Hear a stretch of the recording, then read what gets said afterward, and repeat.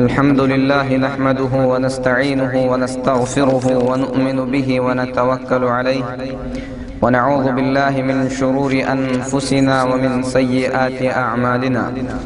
من يهده الله فلا مضل له ومن يضلله فلا هادي له، وأشهد أن لا إله إلا الله وحده لا شريك له، وأشهد أن محمدًا عبده ورسوله أرسله بالحق بشيرا ونذيرا. أما بعد فإن أحسن الحديث كتاب الله، وخير الهدي هدي محمد صلى الله عليه وسلم، وشر الأمور محدثاتها، وكل محدثة بدعة، وكل بدعة ضلالة، وكل ضلالة في النار. يا أيها الذين آمنوا اتقوا الله حق تقاته ولا تموتن إلا وأنتم مسلمون. يا أيها الناس اتقوا ربكم الذي خلقكم من نفس واحدة وخلق منها زوجها وبث منهما رجالا كثيرا ونساء، واتقوا الله الذي تساءلون به والأرحام إن الله كان عليكم رقيبا. يا أيها الذين آمنوا اتقوا الله وقولوا قولا سديدا يصلح لكم أعمالكم ويغفر لكم ذنوبكم، ومن يطع الله ورسوله فقد فاز فوزا عظيما. أما بعد، محترم اسلامی بھائیوں، عزیز خواتین، مائیں اور بہنیں،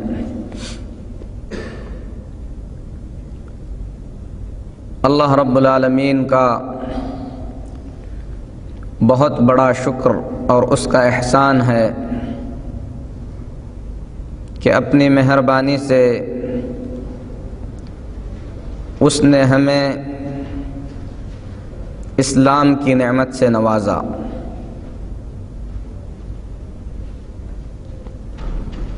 سنت کی اتباع کرنے والوں میں سے بنایا، اور اللہ تبارک و تعالی نے ہمیں عافیت سے بھی نوازا. یہ تین چیزیں ایسی ہیں جن کے متعلق امام ابن تیمیہ رحمۃ اللہ علیہ فرماتے ہیں کہ دنیا کی سعادت، دنیا اور آخرت کی سعادت اور نیک بختی ان تین چیزوں کے اندر سمو دی گئی ہے. تو اللہ تبارک و تعالی نے ہمیں اسلام کی نعمت سے نوازا، اہل سنت والجماعت میں سے بنایا، عافیت سے نوازا. یہ تینوں چیزیں حقیقت میں سعادت مندوں کو دی جاتی ہیں. اللہ تعالیٰ کی ان نعمتوں پر بندہ اللہ کا جتنا شکر ادا کرے وہ کم ہے. ان تینوں چیزوں میں سب سے عظیم اور سب سے بڑی نعمت اسلام ہے، اور اس نعمت کے عظیم ہونے کے لیے اتنا ہی کافی ہے کہ اللہ تبارک و تعالی نے اسے اپنی نعمت کہا ہے. اليوم اکملت لکم دینکم واتممت علیکم نعمتی. آج میں نے تمہارا دین تمہارے لیے مکمل کر دیا اور میری نعمت میں نے تم پر پوری کر دی. وَرَضِيتُ لَكُمُ الْإِسْلَامَ دِينًا، اور اسلام تمہارا دین رہے اس بات سے میں راضی ہو گیا. تو اللہ تبارک و تعالی نے اس آیت کریمہ میں اسلام کو اپنی نعمت کہا ہے. یہ اسلام کی فضیلت اور اسلام کی اہمیت کو واضح کرنے کے لیے کافی ہے. بلکہ دنیا میں جتنے بھی انبیاء اور پیغمبر بھیجے گئے ہیں، تمام انبیاء علیہم الصلاۃ والتسلیم اسی نعمت کو اللہ کے بندوں سے متعارف کرانے کے لیے، اللہ کے بندوں کو اسی اسلام کی طرف بلانے کے لیے بھیجے گئے ہیں، بلکہ تمام انسانوں اور جنوں کی پیدائش کا مقصد اسی اسلام کی صحیح تصویر پیش کرنا ہے۔ لیکن عزیز بھائیوں، کچھ ایسی چیزیں ہیں جن چیزوں کے ارتکاب سے، جن چیزوں کو کر بیٹھنے سے آدمی کی یہ عظیم نعمت اس سے چھین لی جاتی ہے۔ کچھ چیزیں ایسی ہیں جن چیزوں کو کرنے سے اسلام ختم ہو جاتا ہے، آدمی مسلمان باقی نہیں رہتا، اس کا اسلام ٹوٹ جاتا ہے، وہ مسلمانوں کے زمرے سے نکل کر کافروں کی لسٹ میں شریک ہو جاتا ہے۔ اور ہم اللہ سے دعا کرتے ہیں کہ اللہ تبارک و تعالی ہمیں ان تمام چیزوں سے محفوظ رکھے، اور رب سے دعا کرتے ہیں اللہم ارنا الحق حقا وارزقنا اتباعہ، کہ اے اللہ حق بات کو ہم پر واضح فرما، حق بات پر عمل کی توفیق عطا فرما، وَأَرِنَا الْبَاطِلَ بَاطِلًا وَارْزُقْنَا اجْتِنَابَهُ، اے اللہ باطل کو بھی ہم پر واضح کر دے، باطل سے تو ہمیں بچا لے۔ وہ چیزیں جن کے کرنے سے آدمی کا اسلام ٹوٹ جاتا ہے، آدمی مومنوں کے زمرے سے نکل کر کافروں کی جماعت میں شریک ہو جاتا ہے، ان چیزوں کو نواقض اسلام کہتے ہیں، یعنی ایسی چیزیں جو ایمان کو توڑنے والی ہیں، اسلام کو ختم کرنے والی ہیں۔ ان میں سے سب سے پہلی چیز اللہ تعالیٰ کے ساتھ کسی اور کو شریک کرنا ہے، اللہ تعالیٰ کے ساتھ کسی اور کو شریک کرنا۔ یہ اللہ تبارک و تعالیٰ کی ربوبیت میں بھی ہو سکتا ہے، اللہ تعالیٰ کی عبادت میں بھی ہو سکتا ہے، اللہ تبارک و تعالیٰ کے ناموں اور اللہ تعالیٰ کی صفتوں میں بھی ہو سکتا ہے۔ یہ شریک اللہ تعالیٰ کے نیک بندوں میں سے بھی ہو سکتا ہے اور اللہ تعالیٰ کے دشمنوں میں سے بھی ہو سکتا ہے۔ اللہ تعالیٰ کی خاص چیزوں میں کسی کو بھی شریک کیا جائے، یہ شرک کہلاتا ہے، اور ایسا کرنے والا دائرہ اسلام سے نکل کر کفر کے دائرے میں داخل ہو جاتا ہے۔ شرک کے متعلق گزشتہ پروگرام میں کافی تفصیلی بحث کی جا چکی ہے۔ انشاءاللہ آج کی اس ملاقات میں نواقض اسلام میں سے ایک اور چیز کے متعلق سیر حاصل بحث کرنے کی کوشش کی جائے گی۔ اسلام کو توڑنے والی چیزوں میں سے ایک اور چیز، اسلام کو توڑنے والی چیزوں میں سے دوسری اہم اور بڑی چیز یہ ہے کہ بندہ اپنے اور اپنے رب کے درمیان عبادت میں کسی کو وسیلہ بنائے، اپنے اور اپنے رب کے درمیان عبادت میں کسی اور کو وسیلہ بنانا، اس کی عبادت کرنا، اسے مصیبت میں پکارنا، اس پر بھروسہ کرنا اور اس سے شفاعت طلب کرنا، یہ نواقض اسلام میں سے ایک ہے۔ جو آدمی اس چیز کا ارتکاب کرتا ہے علماء امت کا اتفاق ہے کہ ایسا آدمی دائرہ اسلام سے نکل کر کفر کے دائرے میں داخل ہو جاتا ہے۔ اگر کوئی شخص اپنے اور اپنے رب کے بیچ کسی اور کو وسیلہ بنا کر اس کی عبادت کرتا ہے، مصیبت میں پہنچ کر اسے پکارتا ہے، اس پر ایسا بھروسہ کرتا ہے جیسا توکل اللہ کی ذات پر ہونا چاہیے، اس سے سفارش طلب کرتا ہے، تو علماء امت کا اتفاق ہے کہ ایسا آدمی کافر ہو جاتا ہے، ایسے آدمی کا ایمان ختم ہو جاتا ہے۔ میرے محترم بھائیوں، وسیلے کا موضوع بہت ہی زیادہ اہم اور بہت ہی زیادہ ضروری موضوع ہے۔ وسیلے میں سے کچھ وسیلے ایسے ہیں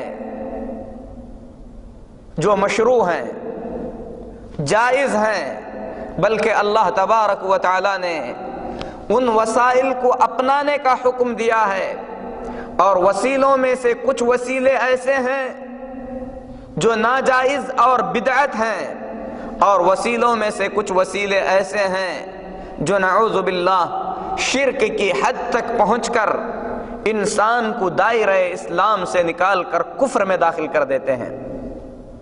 سب سے پہلے ہمیں یہ جاننے کی ضرورت ہے کہ وسیلہ کسے کہتے ہیں، وسیلے کا مطلب کیا ہے، وسیلے سے مراد کیا چیز لی جاتی ہے۔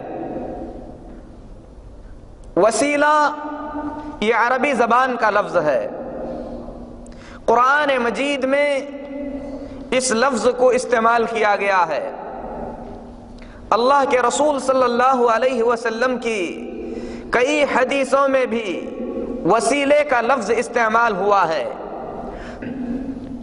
وسیلے کا مطلب ہے وہ چیز جو انسان کو اس کے مقصد تک پہنچائے، وہ ذریعہ جس ذریعے سے انسان اپنے مطلوب تک پہنچ سکتا ہے، کسی بھی چیز تک پہنچانے والا ذریعہ، اس کو وسیلہ کہتے ہیں۔ مثال کے طور پر آپ پانی کے کنویں کے پاس ہیں، پانی تک پہنچنا چاہتے ہیں، آپ کو پانی تک پہنچانے والی چیز رسی اور بالٹی ہے، یہ پانی تک پہنچنے کا وسیلہ ہے، یہ پانی تک پہنچنے کا ذریعہ ہے۔ آپ یہاں سے اپنے ملک پہنچنا چاہتے ہیں، آپ کو یہاں سے آپ کے ملک تک پہنچانے والی چیز ہوائی جہاز ہے، یہ یہاں سے آپ کو اپنے ملک تک پہنچانے کا وسیلہ ہے۔ اسی طریقے سے ہمیں اللہ تبارک و تعالیٰ کی رضامندی اور اللہ تبارک و تعالیٰ کی خوشنودی اور اللہ تبارک و تعالیٰ کی رضا تک پہنچانے کے کچھ وسائل ہیں، کچھ ایسی چیزیں ہیں جن چیزوں کے کرنے سے ہم اللہ تبارک و تعالیٰ کی رضامندی اور اللہ تبارک و تعالیٰ کی خوشنودی تک پہنچ سکتے ہیں۔ یہ رب العالمین کی رضامندی تک پہنچانے والے وسائل ہیں، اللہ تبارک و تعالیٰ کی جنت تک پہنچانے والے کچھ وسائل ہیں جن پر عمل کر کے آدمی اللہ کی جنت تک پہنچ سکتا ہے۔ ان وسائل کا ذکر اللہ کے رسول صلی اللہ علیہ وسلم نے کئی مقامات پر کیا ہے۔ مثال کے طور پر اللہ کے رسول صلی اللہ علیہ وسلم فرماتے ہیں، من قال لا الہ الا اللہ دخل الجنہ، جو آدمی لا الہ الا اللہ کا اقرار کرے ایسا آدمی جنت میں داخل ہوگا۔ تو جنت تک پہنچنے کا وسیلہ لا الہ الا اللہ کا اقرار ہے، جنت تک لے جانے کا ذریعہ کلمہ توحید کو کہنا، اس کے مطابق عقیدہ رکھنا اور اس کے مطابق عمل کرنا ہے۔ تو وسیلے کا مطلب ہے وہ چیز جو آدمی کو کسی مطلوبہ چیز تک پہنچائے، اور وسائل میں سے، ذریعوں میں سے کچھ ذریعے ایسے ہیں جن ذریعوں کا انکار کفر ہے۔ مثال کے طور پر اللہ تبارک و تعالی کا پیغام ہم تک نبیوں کے ذریعے پہنچا ہے، اللہ کے پیغمبروں کے ذریعے آیا ہے۔ جو آدمی اس وسیلے کا انکار کرے، جو آدمی اس ذریعے کا انکار کرے، ایسا آدمی کافر ہے۔ اسی لیے وسیلے کے متعلق سب سے پہلے یہ جاننا ضروری ہے کہ وسیلوں میں سے، واسطوں میں سے، ذریعوں میں سے کچھ ذریعے ایسے ہیں جن کا انکار کفر ہے، واسطوں میں سے کچھ واسطے ایسے ہیں جن کو ثابت کرنا کفر ہے، واسطوں میں سے کچھ واسطے ایسے ہیں جن واسطوں کو اللہ تبارک و تعالی نے مشروع اور جائز قرار دیا ہے۔ اسی لیے امام ابن تیمیہ رحمۃ اللہ علیہ فرماتے ہیں کہ اگر کوئی شخص یہ کہے کہ ہمارے اور اللہ کے درمیان واسطہ ضروری ہے، وسیلہ ضروری ہے، تو سب سے پہلے اس سے پوچھو کہ واسطے سے تیری مراد کیا ہے۔ اگر وہ یہ کہے کہ اللہ کا دین ہم تک نبیوں کے واسطے سے پہنچا ہے، نبیوں کے ذریعے سے پہنچا ہے، تو یہ ایمان ہے، کیونکہ جو آدمی اس واسطے کا انکار کرے گا ایسا آدمی کافر ہو جائے گا۔ لیکن میرے محترم بھائیوں، اہل بدعت کی زندگی کو ٹٹولو تو وہ ان چیزوں کا انکار کرتے ہیں جن چیزوں کو شریعت نے ثابت کیا ہے، اور ان چیزوں کو ثابت کرتے ہیں جن چیزوں کو شریعت نے ٹھکرایا ہے۔ اہل بدعت، اہل الضلال، گمراہ لوگ، بعض لوگوں کا ان میں سے یہ عقیدہ ہے کہ نعوذ باللہ وہ اللہ کا پیغام ڈائریکٹ اللہ تعالیٰ سے لیتے ہیں، انہیں اللہ تبارک و تعالیٰ کے پیغام تک پہنچنے کے لیے اللہ کے نبیوں کی ضرورت نہیں ہے۔ جو لوگ ان میں سے ولایت کا جھوٹا دعویٰ کرتے ہیں، وہ کہتے ہیں حدثنی قلبی الربی، میرے دل نے ڈائریکٹ اللہ سے مجھے یہ بات بیان کی۔ یہ ضلالت ہے، یہ کفر ہے، کیونکہ اللہ کی بات تک پہنچنے کا اگر ہمارے پاس کوئی ذریعہ اور کوئی واسطہ ہے تو وہ صرف اور صرف انبیاء علیہم الصلاۃ والتسلیم ہیں۔ اللہ کے نبیوں کے بغیر ہم تک اللہ کی کوئی بات نہیں پہنچ سکتی۔ جو آدمی اس وسیلے کا انکار کرے، اس واسطے کا انکار کرے اور یہ کہے کہ میرا وجدان کہتا ہے، میں نے خواب میں فلاں چیز دیکھی اور اس کو دین بناتا ہے، اس کو اللہ کا پیغام سمجھتا ہے، ایسا آدمی منحرف، گمراہ اور ضلالت کی گہری کھائی میں ہے۔ کیونکہ اللہ تبارک و تعالی نے اپنے بندوں تک اپنا پیغام پہنچانے کے لیے جس راستے کو چنا ہے وہ انبیاء علیہم الصلاۃ والتسلیم کا ذریعہ اور انبیاء علیہم الصلاۃ والتسلیم کا واسطہ ہے۔ لہذا اس واسطے کا اقرار عین ایمان ہے اور اس واسطے کا انکار کفر اور ضلالت ہے۔ دین کی کوئی چیز اللہ کے انبیاء کے بتائے بغیر ہم تک نہیں پہنچ سکتی۔ خواب دین نہیں ہو سکتے، کسی کا وجدان کہے یہ دین نہیں ہو سکتا، کوئی اندھیرے کوٹھری میں بیٹھ کر مراقبے میں ڈوب کر یہ کہے کہ میں نے رب کو کہتے ہوئے دیکھا ہے، یہ دین نہیں ہو سکتا۔ ہمارے اور ہمارے رب کے درمیان اس کی تعلیمات کو پہنچنے کا، اس کی تعلیمات کو پہنچانے کا اگر کوئی واسطہ اور ذریعہ ہے تو وہ صرف انبیاء علیہم الصلاۃ والتسلیم کا واسطہ، انبیاء علیہم الصلاۃ والتسلیم کا ذریعہ ہے۔ اللہ کے نبیوں کے بغیر اللہ تبارک و تعالیٰ کے دین کی کوئی بات اللہ کی مخلوق تک نہیں پہنچ سکتی۔ تو یہ واسطہ، یہ ذریعہ، یہ وسیلہ، اس کا اقرار ایمان ہے اور اس کا انکار کفر ہے۔ وسیلوں میں سے ایک وسیلہ ایسا ہے جس وسیلے کا اقرار کفر ہے۔ اگر کوئی شخص یہ کہے کہ ہماری عبادتیں اللہ تک پہنچنے کے لیے ہمیں اللہ کی کسی مخلوق کے واسطے کی ضرورت ہے، لہذا ہم اللہ کے اس مخلوق کو پکاریں گے، ان سے دعا کریں گے، ان پر بھروسہ کریں گے، یہ شرک ہے، یہ کفر ہے۔ اس واسطے کا اقرار آدمی کو دائرہ ایمان سے نکال کر کفر کے دائرے میں داخل کر دیتا ہے۔ اور اللہ تبارک و تعالی نے مشرکین مکہ اور اس سے پہلے یہود و نصارہ کے متعلق فرمایا والذین اتخذوا من دونہ اولیاء، وہ لوگ جنہوں نے اللہ کے سوا اولیاء بنا لیے۔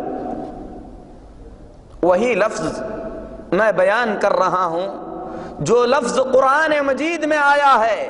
اللہ فرماتا ہے والذین اتخذوا من دونہ اولیاء، وہ لوگ جنہوں نے اسے چھوڑ کر، یعنی اللہ کو چھوڑ کر کسی اور کو ولی بنا لیا، کہتے ہیں ما نعبدہم الا لیقربونا الی اللہ زلفا، ہم ان کی عبادت، ان ولیوں کی عبادت صرف اس لیے کرتے ہیں کہ یہ ہمیں اللہ سے ہمیں قریب کر دیں گے۔ سورہ زمر کی آیت ہے، آیت نمبر 3 ہے۔ یہاں سے جانے کے بعد قرآن مجید کھول کر ترجمے کے ساتھ پڑھ سکتے ہیں۔ اللہ تعالیٰ فرماتا ہے والذین اتخذوا من دونہ اولیاء، جنہوں نے اللہ کے علاوہ اولیاء بنائے، کہتے ہیں ما نعبدہم الا لیقربونا الی اللہ زلفا، ہم ان کی عبادت صرف اس لیے کرتے ہیں کہ یہ اللہ سے ہمیں قریب کر دیں گے۔ اللہ فرماتا ہے ان اللہ یحکم بینہم فیما ہم فیہ یختلفون، جس چیز میں یہ اختلاف کر رہے ہیں اس کا فیصلہ اللہ کے دربار میں ہوگا۔ ان اللہ لا یہدی من ہوا کاذب کفار، جو جھوٹا اور ناشکرا ہے اللہ تبارک و تعالی اسے راہ ہدایت نہیں دکھاتے، اللہ تبارک و تعالی اسے ہدایت نہیں دیتے۔ یہ عمل اللہ کے سوا اولیاء بنانا، اس کو اللہ تبارک و تعالی نے جھوٹ اور کفر سے تعبیر کیا ہے۔ اور سورہ کہف میں اللہ تبارک و تعالی فرماتا ہے افحسب الذین کفروا ان یتخذوا عبادی من دونی اولیاء، کیا وہ لوگ جو کفر کرتے ہیں یہ گمان کرتے ہیں کہ میرے بندے میرے علاوہ اولیاء بنائیں؟ افحسب الذین کفروا، کیا سوچتے ہیں وہ لوگ جنہوں نے کفر کیا ان یتخذوا عبادی من دونی اولیاء، کہ میرے بندے مجھے چھوڑ کر کسی اور کو ولی بنائیں؟ تو اللہ تبارک و تعالی نے مشرکین کے اس عمل کو بیان فرمایا کہ وہ اللہ کے سوا اولیاء بناتے تھے۔ یہ اولیاء کون ہوتے تھے؟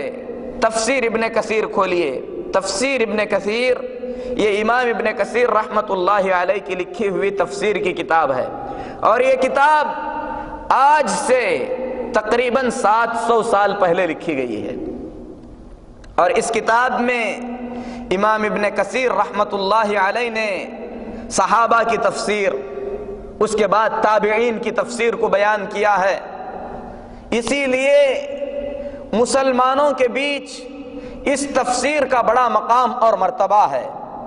اور امام ابن کثیر رحمت اللہ علیہ اس کتاب میں اس آیت کی تفسیر میں امام مجاہد رحمت اللہ علیہ سے بیان فرماتے ہیں، امام مجاہد رحمت اللہ علیہ یہ تابعین میں سے ہیں جنہوں نے صحابہ کرام رضوان اللہ علیہم اجمعین سے علم سیکھا ہے۔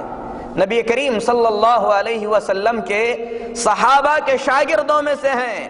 وہ کہتے ہیں، اللہ تعالیٰ فرماتا ہے ما نعبدهم الا ليقربونا الى الله زلفى، اس سے مراد قریش ہیں، یعنی جو یہ کہتے تھے کہ ہم اللہ کے ان ولیوں کی عبادت اس لیے کرتے ہیں کہ یہ اللہ سے ہمیں قریب کر دیں گے۔ امام مجاہد رحمت اللہ علیہ فرماتے ہیں کہ یہاں پر کفار قریش کا بیان ہو رہا ہے۔ وہ اپنے معبودوں کے متعلق یہی کہا کرتے تھے کہ یہ اللہ سے ہمیں قریب کر دیں گے، اور اس سے پہلے لوگ عیسیٰ علیہ السلام کی عبادت کرتے تھے، مریم علیہ السلام کی عبادت کرتے تھے، اللہ کے فرشتوں کی عبادت کرتے تھے، حضرت عزیر علیہ السلام کی عبادت کرتے تھے۔ یہ کس کی بات ہے؟ امام مجاہد رحمت اللہ علیہ کی بات ہے، جو صحابہ کے شاگردوں میں سے ہیں۔ کہتے ہیں کہ یہاں پر جن معبودان باطلہ کا ذکر ہو رہا ہے، جس چیز کو اللہ تبارک و تعالی کفر اور شرک قرار دے رہا ہے، یہ عبادت عیسیٰ علیہ السلام کی ہے، مریم علیہ السلام کی ہے، عزیر علیہ السلام کی ہے، اور اللہ کے فرشتوں کی ہے۔ میرے محترم بھائیوں، غور کرنے کا مقام ہے کہ وہ لوگ جو اللہ کے نبیوں کو اللہ کے سوا پکارتے تھے، اللہ کے نبیوں کی عبادت کرتے تھے، انہیں اللہ کے برابر سمجھ کر نہیں، بلکہ یہ سمجھ کر کہ یہ اللہ سے ان کے قریب کر دیں گے، یہ ڈائریکٹ اللہ تک نہیں پہنچ سکتے، یہ اللہ تبارک و تعالیٰ تک ان کی باتوں کو پہنچائیں گے، اللہ تعالیٰ نے اسے کفر کہا۔ اللہ کے لیے بتاؤ، کیا کوئی ولی کسی نبی کے مقام تک پہنچ سکتا ہے؟ اللہ کی قسم، دنیا کے تمام اولیاء، لاکھوں کروڑوں اولیاء کو اگر ایک پلڑے میں رکھا جائے، اللہ کے نبیوں میں سے کسی ایک نبی کو ایک پلڑے میں رکھا جائے، تو اللہ کی قسم اللہ کے نبی کا پلڑا تمام اولیاء کے پلڑے سے بھاری ہوگا۔ ہم اہل سنت والجماعت کا یہ عقیدہ ہے کہ انبیاء علیہم الصلاۃ والتسلیم اللہ کے رسول اور اللہ کے پیغمبر، اللہ تبارک و تعالیٰ کے سب سے معزز اور سب سے مقرب بندے ہیں۔ اللہ کا کوئی ولی بلکہ اللہ کے تمام اولیاء مل کر کسی ایک نبی کے مقام اور مرتبے کو ہرگز نہیں پہنچ سکتے۔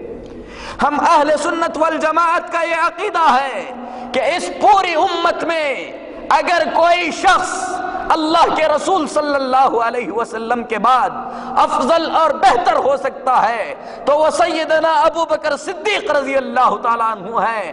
ابو بکر صدیق رضی اللہ تعالیٰ عنہ جیسے کئی ابو بکر مل کر بھی ایک نبی کے مقام کو ہرگز نہیں پہنچ سکتے۔ انبیاء کا مقام، اللہ کے رسولوں کا مقام تمام لوگوں کے مقام اور مرتبے سے اونچا ہے۔ اللہ کا کوئی ولی اللہ کے نبی کے درجے تک ہرگز نہیں پہنچ سکتا۔ جو یہ عقیدہ رکھے کہ کوئی ولی نعوذ باللہ اللہ کے کسی نبی سے زیادہ افضل اور بہتر ہے تو ایسا آدمی دائرہ اسلام سے خارج ہے۔ تو میرے محترم بھائیوں، جب اللہ کے ان اولیاء کو، اللہ کے ان پیغمبروں کو مشرکین نے پکارا اور اللہ کے برابر سمجھ کر نہیں بلکہ یہ سمجھ کر پکارا کہ اللہ کے یہ انبیاء، اللہ کے یہ فرشتے، عیسیٰ علیہ السلام، مریم علیہ السلام، عزیر علیہ السلام اور اللہ کے فرشتے، بس ان کو اللہ کے قریب کر دیں گے، تو اللہ تبارک و تعالیٰ نے اسے جھوٹ اور کفر کہا۔ تو بات بالکل واضح ہے کہ اگر کوئی شخص اپنے اور اپنے رب کے بیچ میں عبادت کے لیے کسی اور کو وسیلہ اور واسطہ بناتا ہے تو ایسا آدمی دائرہ اسلام سے نکل کر کفر کے دائرے میں داخل ہو جاتا ہے۔ لیکن اگر کوئی یہ کہے کہ ہم اللہ کے ان نیک بندوں کی عبادت نہیں کرتے۔ مصیبت میں ہم اللہ کے ان نیک بندوں سے نہیں پکارتے، مصیبت میں ہم اللہ کے ان نیک بندوں کو نہیں پکارتے، ان پر ویسا بھروسہ نہیں کرتے جیسا بھروسہ اللہ پر ہونا چاہیے۔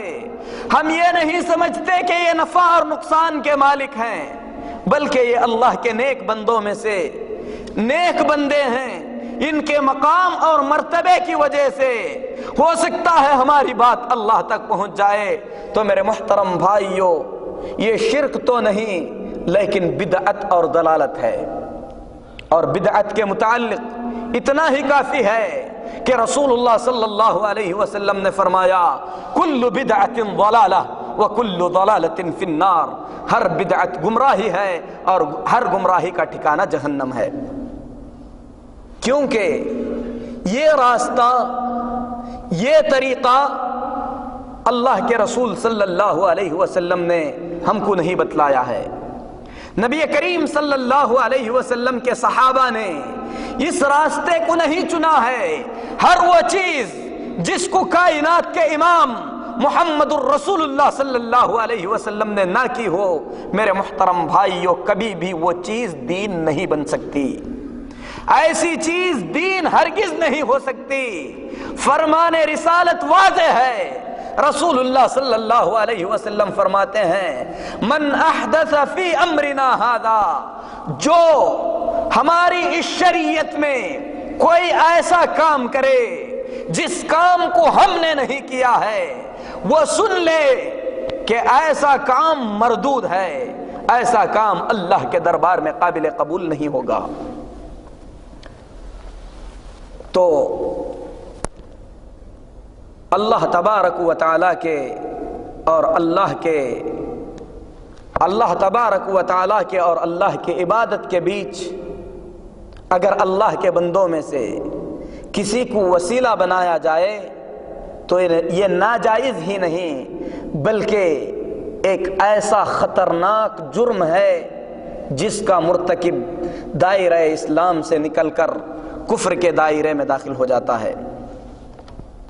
جو لوگ اس قسم کے وسیلے کے قائل ہیں، جو لوگ اللہ کے ولیوں کو، اللہ کے نیک بندوں کو، اللہ تبارک و تعالی کے مقرب ترین بندوں کو اپنے اور اللہ کے بیچ وسیلہ بناتے ہیں، ایسے لوگ کچھ شکوک اور شبہات مسلمانوں کے بیچ پیش کرتے ہیں۔ قرآن مجید کی کچھ آیتیں پڑھ کر لوگوں کے بیچ شکوک و شبہات پیدا کرتے ہیں۔ انہی آیتوں میں سے ایک آیت جس کو وہ لوگ عام طور پر دہراتے ہیں، میرے محترم بھائیوں، وہ آیت اللہ تبارک و تعالی کا یہ فرمان ہے جس میں اللہ تبارک و تعالی اپنے بندوں سے فرماتا ہے یا ایھا الذین آمنوا اتقوا اللہ، اے ایمان والو اللہ سے ڈرو، وابتغوا الیہ الوسیلہ، اور اللہ تبارک و تعالی کی طرف وسیلہ طلب کرو، وسیلہ پکڑو، وسیلہ تلاش کرو، وجاہدوا فی سبیلہ، اللہ تبارک و تعالی کے راستے میں جہاد کرو، لعلکم تفلحون، ایسا کرو تو تم کامیاب ہو جاؤ گے۔ یہ مکمل آیت ہے، لیکن اہل بدعت ہمیشہ گمراہ کرنے کے لیے آیت کا آدھا حصہ پڑھیں گے، کبھی پوری آیت پڑھ کر اس کا صحیح ترجمہ نہیں کریں گے۔ اللہ تبارک و تعالی یہاں پر سب سے پہلے اہل ایمان کو، مومنوں کو، ایمان والوں کو پکارتا ہے کہ اے ایمان والو، ایمان کیا ہے اس کی تفصیل گزشتہ درسوں میں گزر چکی ہے۔ فرماتا ہے اتقوا اللہ، اللہ سے ڈرو۔ اللہ تبارک و تعالی ایمان کے بعد تقوی کا حکم دیتا ہے۔ تقوی کیا ہے میرے محترم بھائیوں؟ تقوی ہے اللہ تبارک و تعالی کے احکام کو بجا لانا۔ اللہ تبارک و تعالیٰ نے جن چیزوں کو کرنے کا حکم دیا ہے، اللہ تبارک و تعالیٰ سے ثواب کی امید کرتے ہوئے، اللہ تبارک و تعالیٰ سے ڈرتے ہوئے، اللہ تبارک و تعالیٰ کے اتارے ہوئے نور یعنی اسلام کی روشنی میں اللہ کے احکام کو بجا لانا۔ اسی طریقے سے اللہ نے جن چیزوں سے منع فرمایا ہے، ان چیزوں سے علم کی روشنی میں اللہ تبارک و تعالیٰ کی نافرمانی سے، اللہ تبارک و تعالیٰ کے عذاب سے ڈرتے ہوئے بچنے کا نام تقویٰ ہے۔ اللہ تبارک و تعالیٰ نے سب سے پہلے ایمان کا حکم دیا، پھر اس کے بعد تقوی کا حکم دیا، اس کے بعد فرمایا ابتغوا الیہ الوسیلہ، اللہ تبارک و تعالیٰ کے لیے وسیلہ طلب کرو۔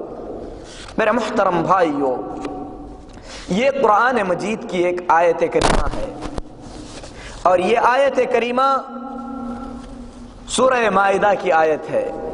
اس آیت میں اللہ تبارک و تعالیٰ نے تقوی کا، اللہ تبارک و تعالیٰ نے وسیلہ طلب کرنے کا حکم دیا، اور عام طور پر وہ لوگ جو غیر مشروع وسیلے کو بیان کرتے ہیں اس آیت سے دلیل پکڑتے ہیں کہ اللہ تعالیٰ نے وسیلہ طلب کرنے کا حکم دیا ہے۔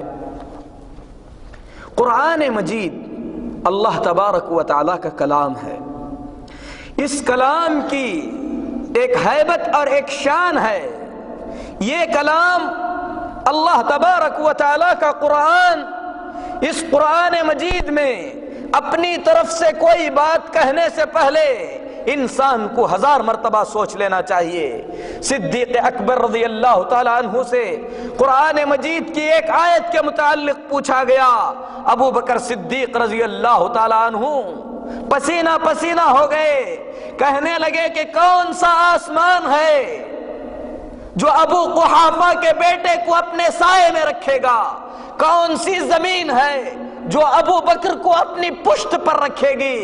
اگر ابو بکر اللہ کی کتاب کے متعلق اپنی طرف سے کوئی بات کہے، صدیق اکبر رضی اللہ تعالی عنہ قرآن مجید کی جلال، قرآن مجید کی ہیبت ان کے دل میں اتنی زیادہ تھی کہ نبی کریم صلی اللہ علیہ وسلم کے خاص شاگردوں میں سے ہونے کے باوجود اللہ کے کتاب میں کوئی بات کہنے سے پہلے 1000 بار سوچا کرتے تھے۔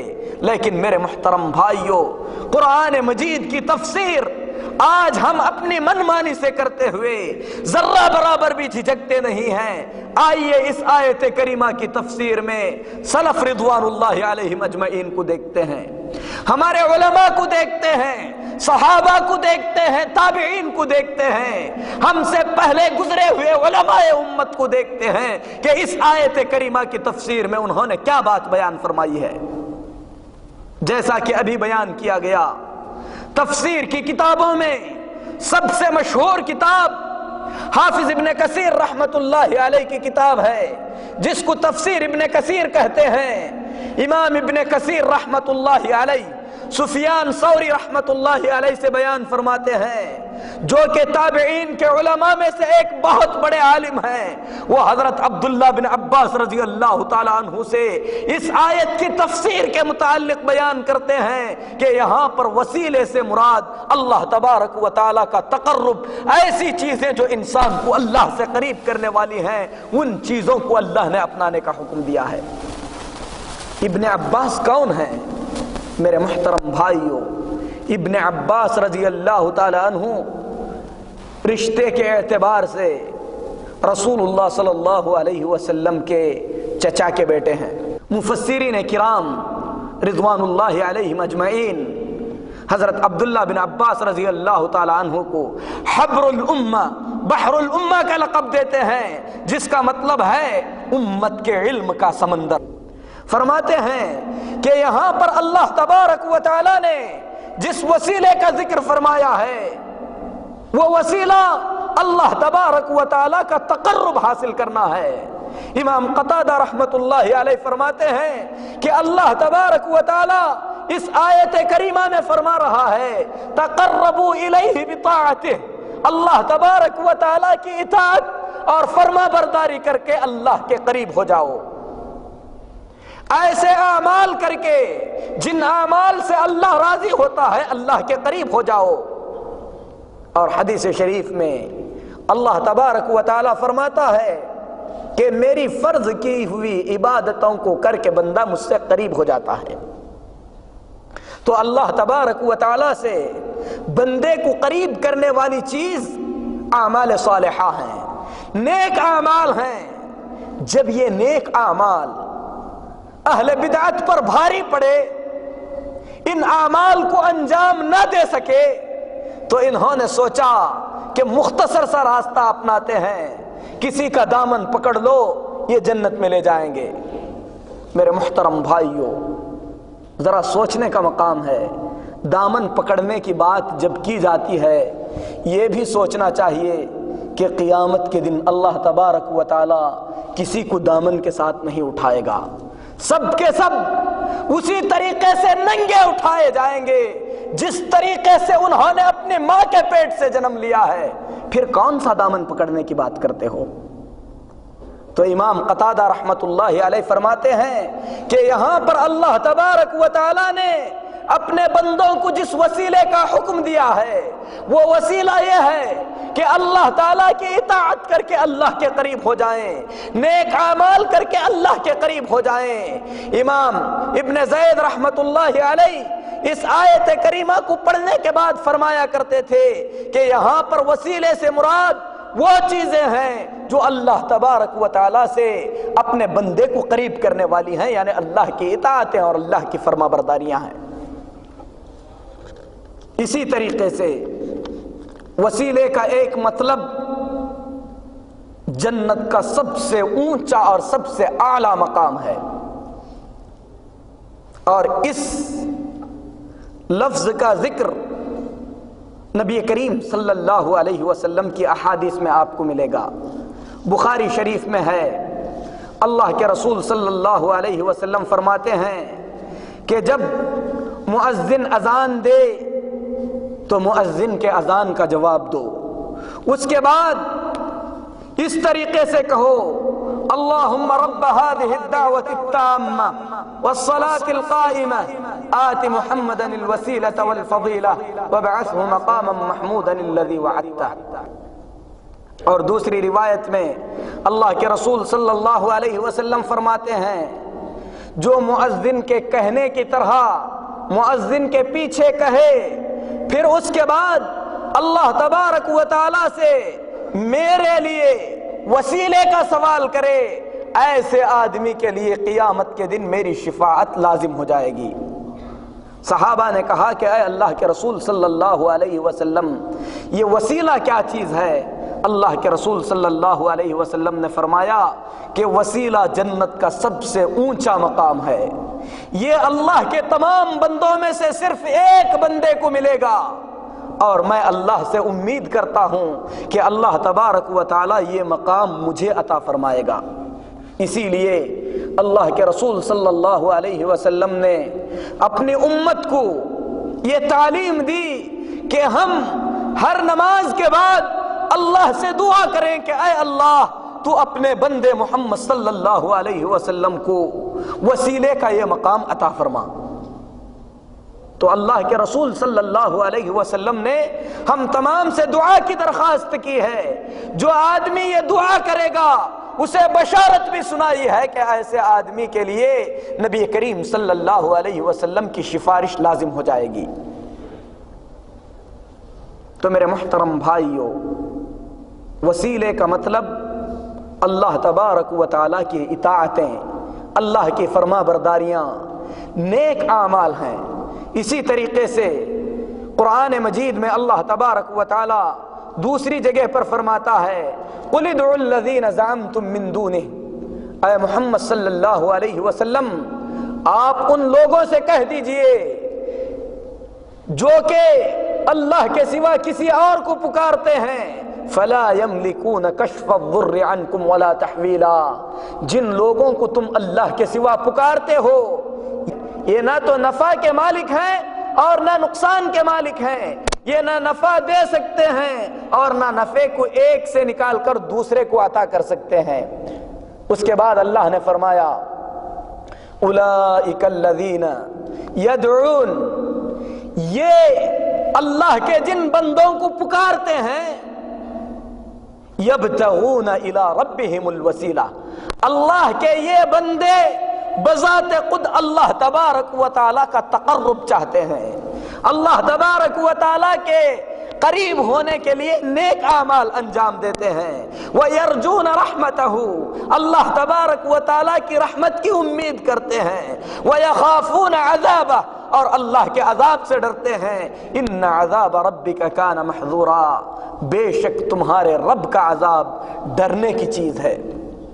لیکن میرے محترم بھائیوں، قرآن کی ان تعلیمات کو پڑھنے کے بعد آدمی گمراہ لوگوں کے افکار کو اپنے سامنے رکھے، اللہ کی قسم ایسے معلوم ہوتا ہے گویا کہ ان لوگوں نے اللہ تبارک و تعالیٰ کے ایک ایک فرمان کی نافرمانی کرنے کا عہد کیا ہے۔ اللہ تبارک و تعالیٰ اپنے قرآن پاک میں اپنے عذاب سے ڈراتا ہے، کہتا ہے ان عذاب ربک کان محذورا، آپ کے رب کا عذاب ڈرنے کی چیز ہے۔ لیکن اہل بدعت کی کتابیں کھول کر دیکھو، کہتے ہیں کہ اللہ کے عذاب سے ہمیں ڈر نہیں لگتا، ہم اللہ کی عبادت بس اللہ کی محبت میں کرتے ہیں، ہمیں اللہ کے جہنم کی کوئی پرواہ نہیں، اللہ کے جنت کی کوئی لالچ نہیں۔ یہ قرآن اور حدیث کے صاف آیات کا انکار اور مذاق ہے۔ بلکہ میرے محترم بھائیوں، آپ تمام لوگ جانتے ہوں گے کہ مصر میں ایک بہت بڑا مزار ہے، جس مزار پر لاکھوں لوگ عرس میں شامل ہوتے ہیں۔ اس مزار میں جس آدمی کو دفن کیا گیا ہے اس کا نام بدوی ہے۔ اس کی حیات زندگی میں لکھتے ہیں کہ انہوں نے اللہ تبارک و تعالیٰ سے یہ درخواست کی، بلکہ اللہ تعالیٰ سے یہ دعا کی کہ اللہ تبارک و تعالیٰ جس نے ان کو دیکھا ہے اسے جہنم میں نہ ڈالے۔ اللہ نے ان کی دعا کو قبول کر لیا۔ یہ مرتبہ تو اللہ تعالیٰ نے اپنے نبیوں کو بھی نہیں دیا۔ عبداللہ بن ابی بن سلول نے اللہ کے نبی کو دیکھا، اللہ کے نبی سے مصافحہ بھی کیا، ظاہری طور پر ایمان بھی قبول کر لیا، بلکہ جس وقت مرا اللہ کے نبی کے کپڑوں میں دفن کیا گیا۔ اللہ کے نبی صلی اللہ علیہ وسلم نے مرنے کے بعد ان کے بیٹے کا دل رکھنے کے لیے اس کے منہ میں اپنا لعاب بھی ڈالا، اور اللہ کے نبی نے اس کی جنازے کی نماز بھی پڑھائی۔ لیکن اللہ تبارک و تعالیٰ نے اپنے نبی صلی اللہ علیہ وسلم سے فرمایا کہ ایسے آدمیوں کے لیے آپ 70 مرتبہ بھی مغفرت کی دعا کریں گے، اللہ ان کو معاف نہیں کرے گا۔ لیکن یہ بدوی صاحب، انہوں نے دعا کی کہ اللہ تبارک و تعالیٰ ایسے آدمی کو جہنم میں نہ ڈالے جس نے ان کو دیکھا ہے۔ اللہ نے ان کی دعا قبول کر لیا، اللہ کے نبی سے بھی آگے بڑھ گئے۔ پھر انہوں نے دعا کی کہ جو شخص کسی ایسے آدمی کو دیکھے جس نے ان کو دیکھا ہے اس کو بھی جہنم میں نہ ڈالا جائے، اللہ نے وہ بھی قبول کر لیا۔ اسی طریقے سے کئی مرتبہ انہوں نے دعائیں کی کہ جس نے ان کو دیکھنے والوں کو دیکھا ہے اس کو بھی جہنم میں نہ ڈالے، اللہ نے وہ بھی دعا قبول کر لیا۔ اس کے بعد انہوں نے دعا کی کہ اے اللہ تو مجھے جہنم میں ڈال دے، اللہ تعالیٰ نے یہ دعا قبول نہیں کیا۔ کہا کہ اے بدوی، اگر میں تمہیں جہنم میں ڈال دوں گا تو جہنم کی آگ گلزار ہو جائے گی، سب کے سب پھول بن جائیں گے، پھر میں اپنے بندوں کو عذاب کس طریقے سے دوں گا؟ نعوذ باللہ۔ یہ ضلالت، یہ گمراہی، اس قسم کے واقعات میرے محترم بھائیوں ایسی لوگوں کی کتابوں میں جو اسلام کا دعویٰ کرتے ہیں بھرے پڑے ہیں، جبکہ قرآن پاک میں اللہ تعالیٰ فرماتا ہے ان عذاب ربک کان محذورا، آپ کے رب کا عذاب ڈرنے والی چیز ہے۔ بلکہ کتابوں کا نام نہیں لوں گا، بہت سی کتابوں میں لکھا ہے کہ فلاں پیر صاحب پانی لے کر نکلے کہ جہنم کو بجھا دیں، انگار لے کر نکلے کہ جنت کو جلا دیں۔ نعوذ باللہ۔ اللہ تبارک و تعالیٰ نے جنت اور جہنم پر پہرا لگا رکھا ہے کہ اللہ تبارک و تعالی ان تمام چیزوں سے غافل ہے؟ یہ کفر ہونے کے لیے ایک آدمی صرف سنتا ہے تو سننے کے بعد اس کا کفر ہونے کے لیے کافی ہے۔ میرے محترم بھائیوں، اللہ تبارک و تعالی نے عقل جیسی نعمت عطا فرمائی ہے، اس نعمت کو استعمال کرو۔ استعمال کرنے سے یہ ختم نہیں ہوگی، ڈرنے کی کوئی ضرورت نہیں۔ آپ عقل جتنی بھی استعمال کریں گے ختم نہیں ہوگی، آپ کی عقل باقی ہی رہے گی۔ لیکن انسان جب ایسی مجلسوں میں چلا جاتا ہے اپنے عقل پر تالے لگا لیتا ہے۔ کوئی سنتا ہے کہ نعوذ باللہ اللہ کے رسول صلی اللہ علیہ وسلم پاکستان آئے، ناراض ہوئے، ہوٹل میں رکے، جاتے وقت ٹکٹ بھی مانگے، انہوں نے ٹکٹ بھی دے دیا۔ ان تمام چیزوں کو آدمی سنتا ہے، اس کے باوجود تصدیق بھی کرتا ہے۔ میرے محترم بھائیو، یہ اللہ کے دین کے ساتھ کھلواڑ ہے۔ اللہ کا دین قرآن مجید میں ہے، نبی کریم صلی اللہ علیہ وسلم کی سنتوں میں ہے۔ اسی لیے اس دنیا سے رخصت ہوتے وقت امام کائنات محمد الرسول اللہ صلی اللہ علیہ وسلم نے ہم کو تعلیم دیتے ہوئے فرمایا تھا کہ کتاب و سنت تمہارے بیچ میں چھوڑ کر جا رہا ہوں، میرے صحابہ کی روش پر چلتے ہوئے جب تک اس کتاب و سنت کو تھامے رہو گے ہرگز گمراہ نہیں ہوگے۔ تو کامیابی کی ضمانت اللہ کی کتاب ہے، رسول اللہ صلی اللہ علیہ وسلم کی سنت ہے۔ صحابہ کے منہج پر سمجھنا ہوگا، تابعین کے طریقے پر سمجھ کر عمل کرنا ہوگا۔ وسیلے کا مطلب وہ ہرگز نہیں ہے جو یہ گمراہ لوگ بیان کرتے ہیں۔ وسیلے کا مطلب وہ ہے جو ابن عباس رضی اللہ تعالیٰ عنہ نے بیان کیا۔ وسیلے کا مطلب وہ ہے جو قتادہ رحمت اللہ علیہ نے بیان فرمایا۔ یہاں پر اللہ تبارک و تعالیٰ ایسے لوگوں کا ذکر کر رہا ہے۔ حضرت عبداللہ بن عباس رضی اللہ تعالیٰ عنہ اس آیت کریمہ کی تفسیر میں بیان فرماتے ہیں کہ مشرکین مکہ کچھ جنوں کی عبادت کرتے تھے۔ مشرکین مکہ جنوں کی عبادت کرتے تھے۔ جنوں نے اللہ کا کلام سنا، انہوں نے اسلام قبول کر لیا، اللہ کے نیک بندے بن کر اللہ تبارک و تعالی سے قربت حاصل کرنے کے لیے نیک اعمال میں جد و جہد کرنے لگے۔ اور یہ مشرکین برابر اپنے شرک پر اڑے، ان جنوں کی عبادت میں لگے رہے۔ تو اللہ تبارک و تعالی نے یہ آیت نازل فرمایا کہ اللہ کے علاوہ جن بندوں کو تم پکار رہے ہو یہ بندے بذات خود اللہ تبارک و تعالی سے قریب ہونے کے لیے نیک اعمال کر رہے ہیں۔ تو یہاں پر بھی اللہ تبارک و تعالی نے وسیلے کا لفظ، واسطے کا لفظ، اللہ تبارک و تعالی نے وسیلے کا لفظ اپنی اطاعت اور فرما برداری کے لیے استعمال فرمایا ہے۔ تو اہل بدعت کا یہ شبہہ کہ قرآن مجید میں اللہ نے وسیلے کا حکم دیا، ہم وسیلہ پکڑتے ہیں، اللہ کی اس آیت میں ان کے لیے کوئی دلیل نہیں ہے۔ اسی طریقے سے یہ کہتے ہیں کہ ہم اپنے اور اللہ کے بیچ میں وسیلہ اللہ کی تعظیم کے لیے بناتے ہیں۔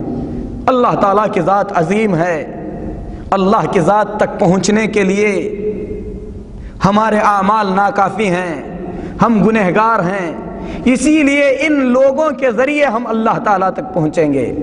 میرے محترم بھائیوں، سب سے پہلے اللہ تبارک و تعالیٰ کی ذات ایسی ذات عظیم ہے جس ذات کے لیے اللہ کی مخلوقات میں سے کسی کو مثال نہیں دی جا سکتی۔ اپنے بارے میں اللہ تعالیٰ خود فرماتا ہے لیس کمثلہ شیء وہو السمیع البصیر، اللہ تبارک و تعالیٰ جیسا کوئی نہیں ہے، اللہ تبارک و تعالیٰ سننے والا اور جاننے والا ہے۔ فلا تضربوا للہ الامثال، اللہ کے لیے مثالیں بیان نہ کرو۔ تو اللہ کے مخلوق کی مثالیں اللہ کے لیے بیان نہیں کی جا سکتی۔ کوئی آدمی یہ نہیں کہہ سکتا کہ بادشاہ تک پہنچنے کے لیے وزیروں کی ضرورت پڑتی ہے، وزیر کے وسیلے سے ہم بادشاہ تک پہنچتے ہیں، اسی طریقے سے اللہ کے ان نیک بندوں کے ذریعے ہم اللہ تک پہنچیں گے۔ چھت تک پہنچنے کے لیے ہمیں سیڑھی کی ضرورت پڑتی ہے، اسی طریقے سے اللہ تک پہنچنے کے لیے اللہ کے ان ولیوں کی ضرورت ہے۔ یہ سب سے پہلے اللہ کے قرآن کی مخالفت ہے، جس میں بندہ اللہ کے لیے اللہ کی مخلوق سے مثالیں دیتا ہے، اور اللہ تبارک و تعالیٰ نے ایسا کرنے سے منع فرمایا ہے۔ دوسری چیز، اللہ کے یہ بندے دنیا کے بادشاہ، میرے محترم بھائیو، کہ کسی بھی طریقے سے اللہ کی ذات عظیم کو ان بادشاہوں کے ساتھ سوچا جا سکتا ہے؟ بادشاہ جو نہ آپ کی بات دور سے سن سکتا ہے، نہ آپ کی حالت کو جان سکتا ہے، اللہ تبارک و تعالیٰ سے کوئی چیز چھپی ہوئی نہیں ہے۔ بادشاہ کا دربار کچھ خاص لوگوں کے لیے کھلا ہے، جبکہ دربار الہی سب کے لیے ہمیشہ ہمیشہ کے لیے کھلا ہے۔ اور بادشاہوں کے پاس محدود چیزیں ہوتی ہیں، ہر چیز کو اس کی مانگی ہوئی چیز دے دے تو بادشاہ کے پاس کی چیزیں ختم ہو جائیں گی، اور اللہ کے خزانے وہ ہیں کہ اللہ کی قسم، اللہ تبارک و تعالی ہر چیز کو اس کی مانگ دے دے تو اللہ کی قسم حدیث قدسی میں اللہ تعالیٰ فرماتا ہے کہ میرے ملک سے ذرہ برابر بھی کمی نہیں آئے گی۔ اس کے بعد عام طور پر دنیا کے بادشاہ ظالم اور جابر ہوتے ہیں، جو اپنی رعایا کی مدد کرنا نہیں چاہتے، جبکہ اللہ تبارک و تعالی ظلم سے پاک ہے، عدل و انصاف کرنے والا ہے، بلکہ اپنے بندوں پر اس کی ماں سے زیادہ مہربان ہے۔ پھر اس کے بعد میں آپ کو اور بھی قریب کرنے کے لیے ایک مثال دیتا ہوں کہ عمر بن خطاب رضی اللہ تعالی عنہ کے زیر سلطنت بہت بڑا ملک تھا، لیکن ابو بکر حضرت عمر رضی اللہ تعالی عنہ تک پہنچنے کے لیے کسی بھی واسطے کی ضرورت نہیں پڑتی تھی۔ عادل تھے، منصف تھے، انصاف کرنے والے تھے، ہر شخص ان کے پاس آسانی کے ساتھ پہنچ سکتا تھا، اپنی ضرورت بیان کر سکتا تھا۔ اللہ کا ایک انصاف کرنے والا بندہ اگر اس تک بغیر کسی واسطے کے پہنچا جا سکتا ہے تو اللہ کے عدل و انصاف کی مثال ہی نہیں ہے۔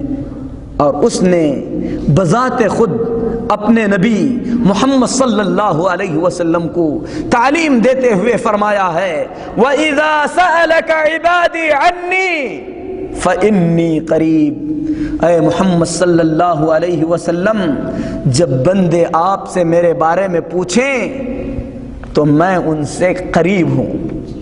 قرآن کا جو اسلوب ہے، قرآن مجید کے یہ الفاظ جس انداز سے بیان کیے گئے ہیں، جو آدمی عربی گرامر جانتا ہے وہ اچھی طریقے سے سمجھ سکتا ہے کہ قرآن پاک میں اللہ تبارک و تعالی نے اپنے بندوں کو جو تعلیم دینا چاہا اس تعلیم کے دیتے ہوئے اپنے نبی سے کہا کہ بندے آپ سے فلاں چیز کے بارے میں پوچھتے ہیں، کہیے کہ اس کا حکم اس طریقے سے ہے، فلاں بندے آپ سے فلاں چیز کے بارے میں پوچھتے ہیں، آپ بتائیے کہ اس کا معاملہ اس طریقے سے ہے۔ میرے محترم بھائیو، جب اللہ تبارک و تعالی اپنے بندے میں اپنے بارے میں بتا رہا ہے تو اس وقت اللہ تبارک و تعالی نے یہ الفاظ بھی استعمال نہیں کیے کہ آپ بتائیے کہ میں ان سے قریب ہوں، بلکہ اللہ تبارک و تعالیٰ نے ڈائریکٹ کہا کہ آپ سے بندے میرے بارے میں پوچھتے ہیں، میں ان سے قریب ہوں۔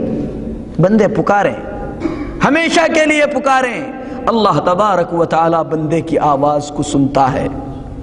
اللہ تبارک و تعالیٰ تک پہنچنے کے لیے، اللہ تبارک و تعالیٰ کی عبادت کے لیے، اللہ سے کسی چیز کو مانگنے کے لیے میرے محترم بھائیوں واسطے اور وسیلے کی ضرورت نہیں ہے اللہ کے مخلوقات میں سے۔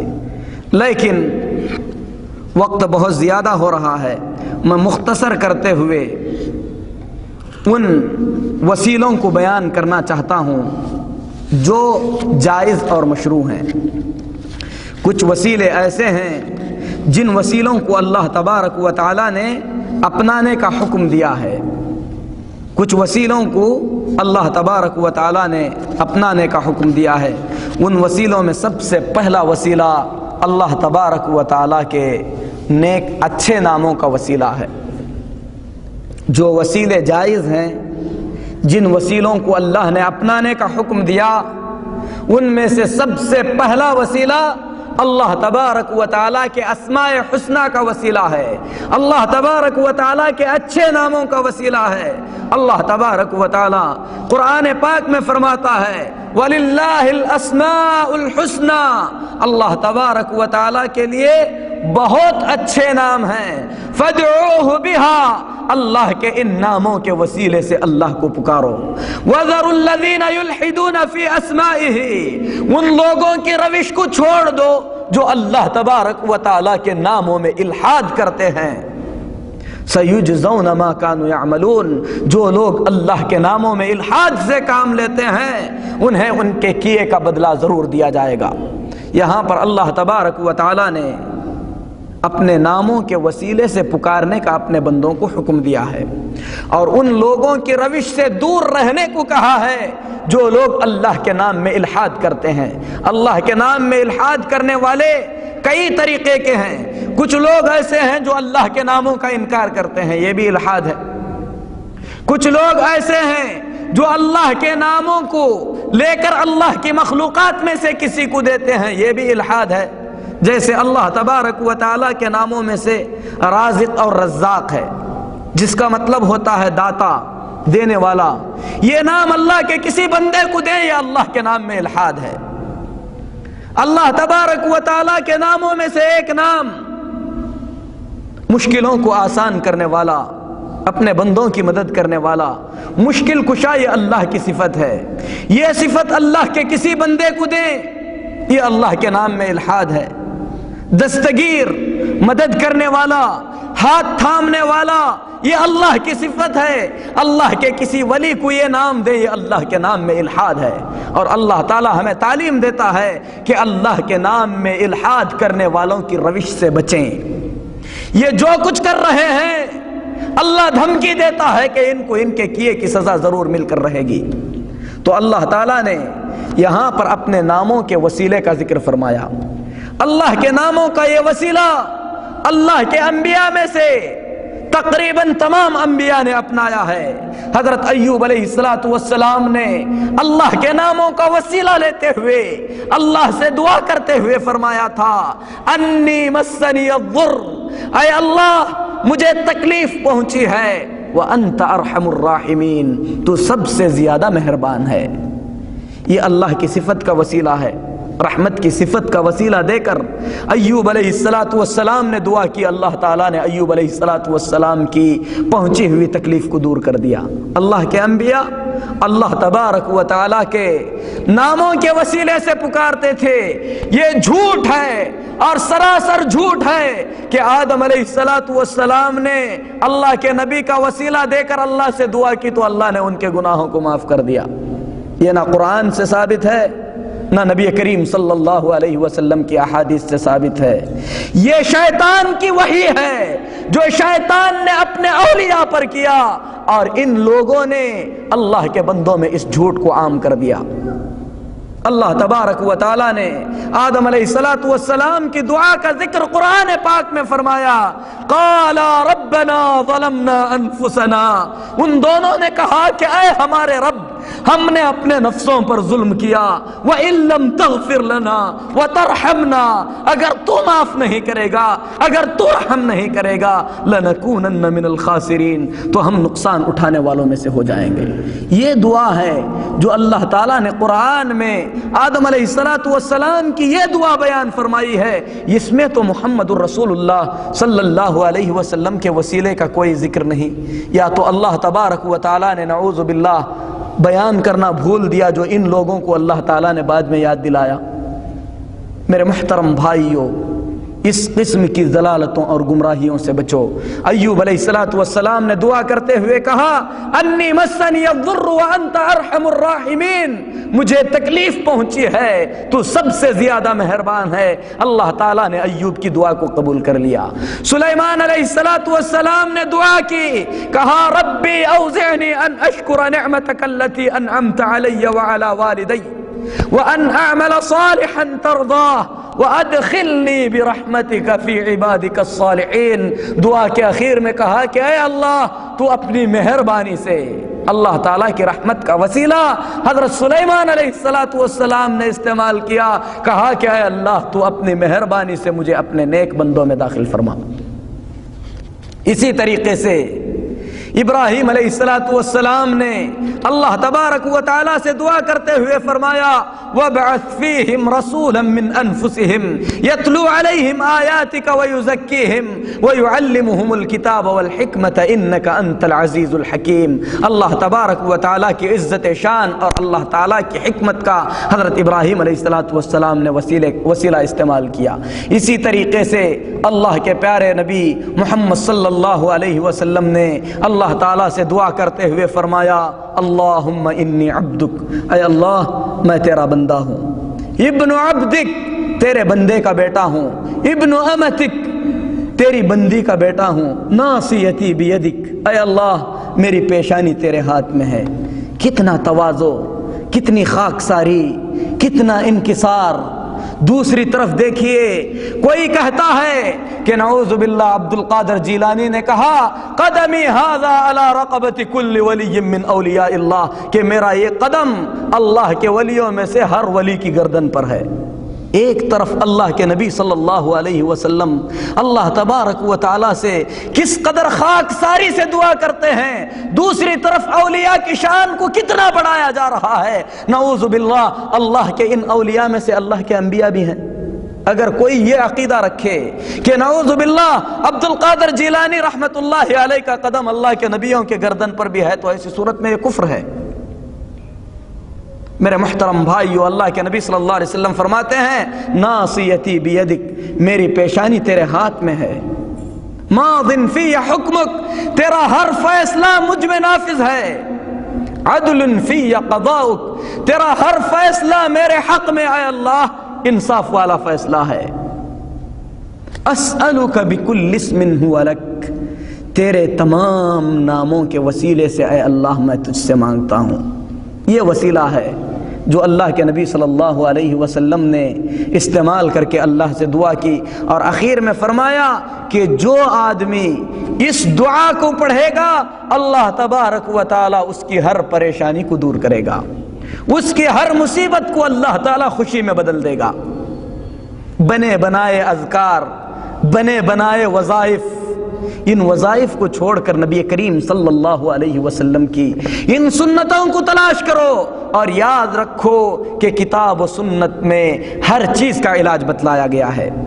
اسی طریقے سے اللہ کے رسول صلی اللہ علیہ وسلم نے تشہد میں ایک شخص کو کہتے ہوئے سنا اللہم انی اسألک یا اللہ الواحد الاحد الصمد الذي لم يلد ولم يولد ولم يكن له كفوا احد ان تغفر لي، اے اللہ میں تجھ سے مانگتا ہوں، تو اللہ ہے، تو اکیلا ہے، تو بے نیاز ہے، تو وہ ذات عظیم ہے جس کو کسی نے جنم نہیں دیا اور تو نے کسی کو جنم نہیں دیا۔ اے اللہ ان تمام ناموں کے وسیلے سے میں تجھ سے مانگتا ہوں کہ تو میری مغفرت فرما دے۔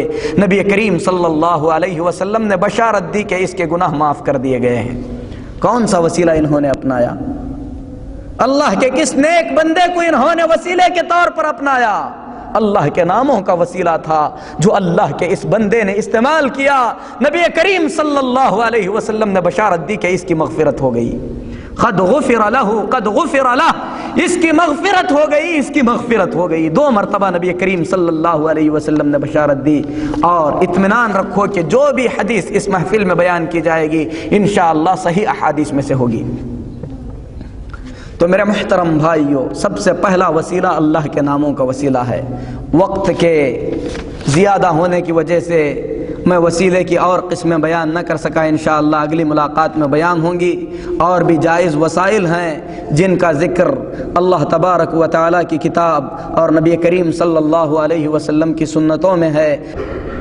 اسی طریقے سے جائز اور مشروع وسیلوں میں سے ایک وسیلہ یہ ہے کہ آدمی اللہ تبارک و تعالیٰ کو اپنی زندگی میں کیے ہوئے کسی مخلص اور نیک خالص اللہ کے لیے کیے ہوئے نیک عمل کے ذریعے، نیک عمل کے وسیلے سے اللہ تبارک و تعالیٰ کو پکارے۔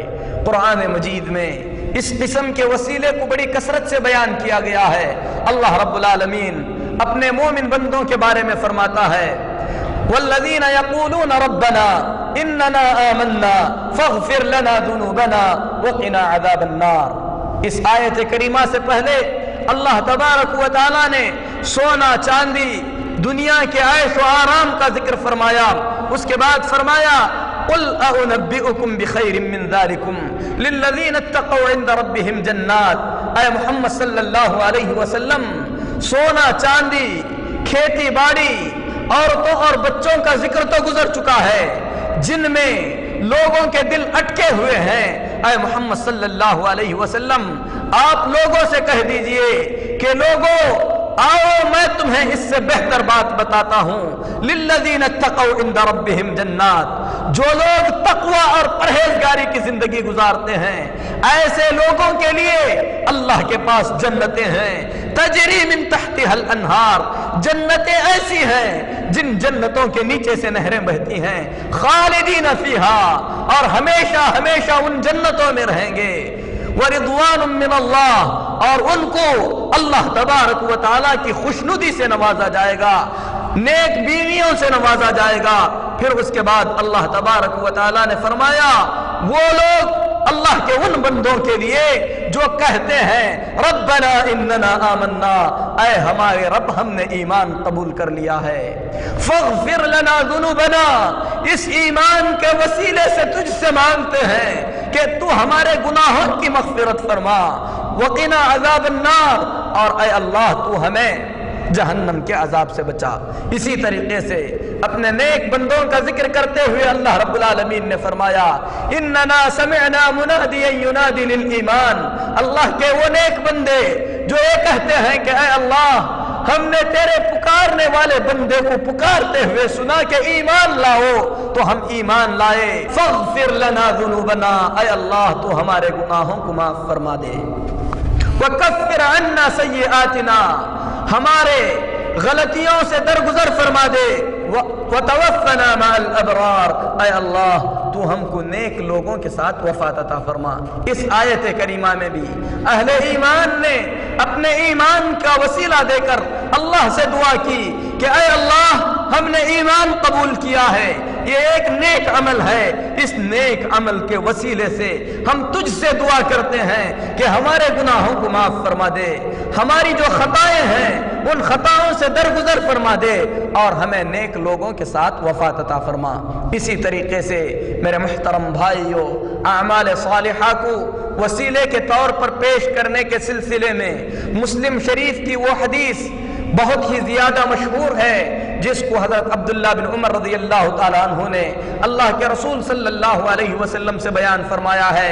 حضرت عبداللہ بن عمر رضی اللہ تعالیٰ عنہما بیان فرماتے ہیں کہ اللہ کے رسول صلی اللہ علیہ وسلم نے فرمایا کہ پچھلی امتوں میں 3 لوگ تھے جو کسی کام سے نکلے، سخت بارش ہوئی، بارش کی وجہ سے وہ لوگ ایک غار میں پناہ لیے، ایک غار میں داخل ہو گئے، ایک کوفہ میں داخل ہو گئے۔ اللہ رب العالمین کی مرضی کچھ اس طریقے سے ہوئی کہ ایک بھاری چٹان لڑکتی ہوئی آئی اور اس غار کے منہ کو اس چٹان نے بند کر دیا۔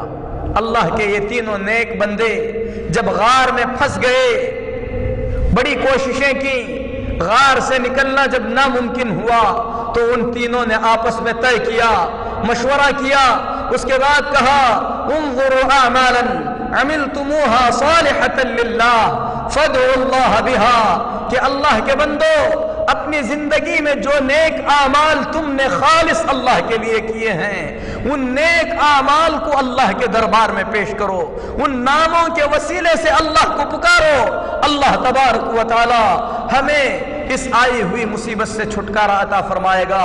اللہ کے رسول صلی اللہ علیہ وسلم فرماتے ہیں ان میں سے ایک شخص نے کہا کہ اے اللہ تو بہتر جانتا ہے کہ میرے بوڑھے ماں باپ تھے، میں بکریاں چرایا کرتا تھا خالص تیری رضا کے لیے، تجھ کو خوش کرنے کے لیے، اے اللہ میں اپنے ماں باپ کی بڑی عزت کیا کرتا تھا۔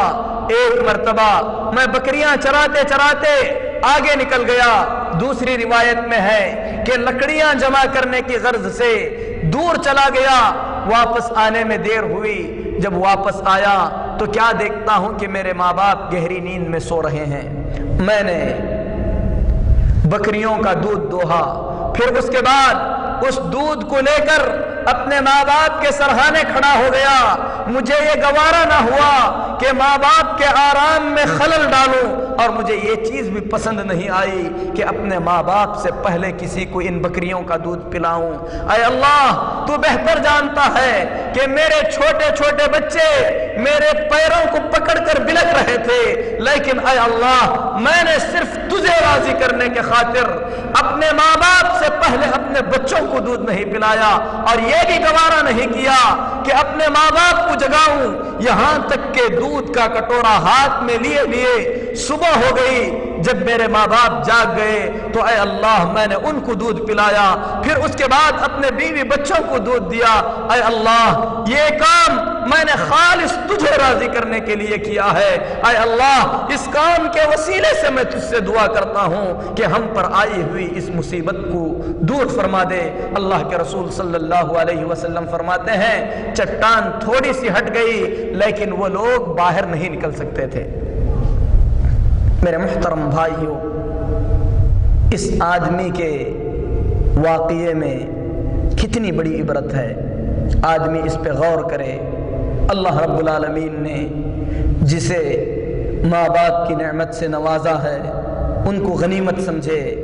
وہ جو کچھ بھی آپ کے ساتھ کریں، ان تمام چیزوں کو ایک طرف رکھ کر ان کے ساتھ اطاعت، فرما برداری، حسن سلوک ہمیشہ مقدم رکھے، کیونکہ آدمی دنیا میں جو چاہے کر لے، اپنے ماں باپ کے احسان کو کبھی اپنے گردن سے اتار نہیں پائے گا۔ آدمی کے اس واقعے میں غور کرنے والوں کے لیے بڑی عبرت کی باتیں ہیں۔ دوسرے آدمی نے کہا کہ اے اللہ، میری ایک چچا زاد بہن تھی اور میں اس سے بہت ہی زیادہ پیار کرتا تھا، اور میری دلی خواہش تھی کہ اس کے ساتھ غلط تعلق قائم کر لوں۔ کئی مرتبہ میں نے کوشش کی لیکن وہ آمدہ نہ ہوئی، لیکن حالات نے ایک مرتبہ اسے اس قدر مجبور کر دیا کہ اسے کچھ پیسوں کی سخت ضرورت ہو گئی۔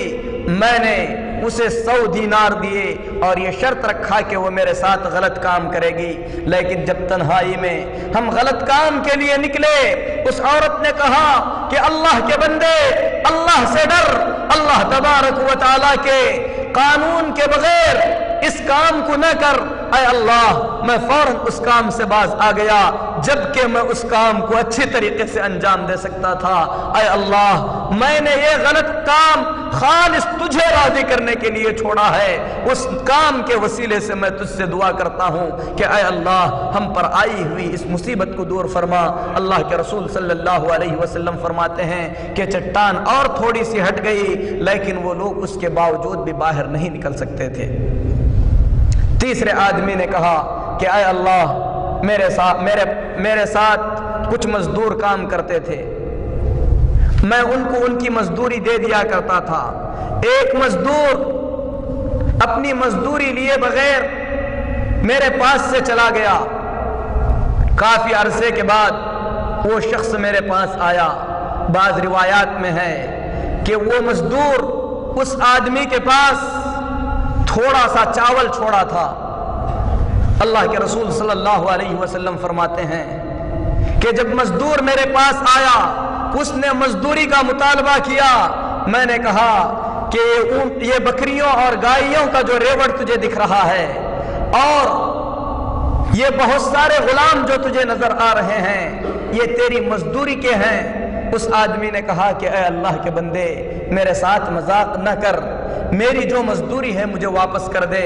میں نے اسے سمجھایا کہ تیرے چھوڑے ہوئے چاول کو میں نے تجارت میں لگائے، اللہ تبارک و تعالیٰ نے برکت عطا فرمائی، بکریوں کا ریوڑ ہو گیا، گائے کا ریوڑ ہو گیا، جس سے بہت سارے غلام خریدے گئے۔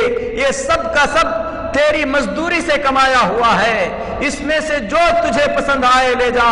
اللہ کے رسول صلی اللہ علیہ وسلم فرماتے ہیں کہ اس مزدور نے اس آدمی کا سارا مال لے لیا، اس شخص نے ذرہ برابر بھی کسی طریقے کی مروت نہیں دکھلائی اور اس آدمی نے اس پر اعتراض بھی نہیں کیا۔